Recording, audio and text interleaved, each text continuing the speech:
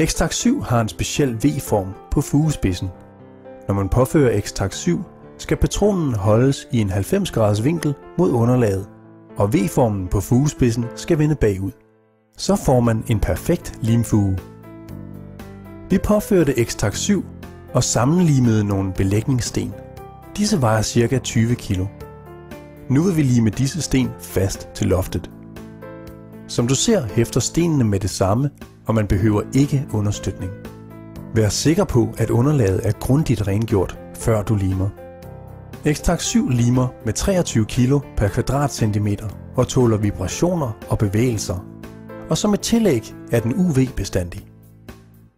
Vi påfører X-Tac 7 på de samme sten. Læg mærke til, hvordan patronen holdes mod underlaget. Så tager vi et lille pudsebræt og trykker ned i fugemassen og løfter nu stenene op.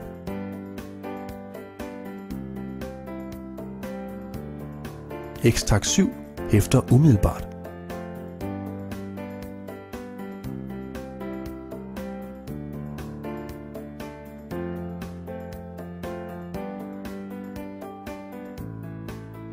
Vi vil nu vise, hvordan man meget enkelt kan lime en sten fast på en væg. Vi påfører X-Tac 7 på siden af stenen og sætter den fast på væggen, uden vi behøver at understøtte den. X-Tac 7 er en ideel oplimning af sten, fliser og kunstfiberprodukter. X-Tac 7 kan også bruges til at lime bjælker, lister og metalplader til de fleste typer underlag. X-Tac 7 kan overmales.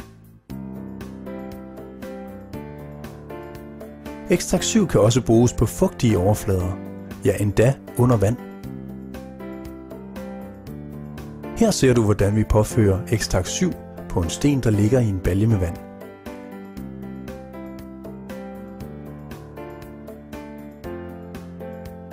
Vi trykker derefter pladen med et fastmonteret håndtag fast i limen og løfter stenen op af vandet.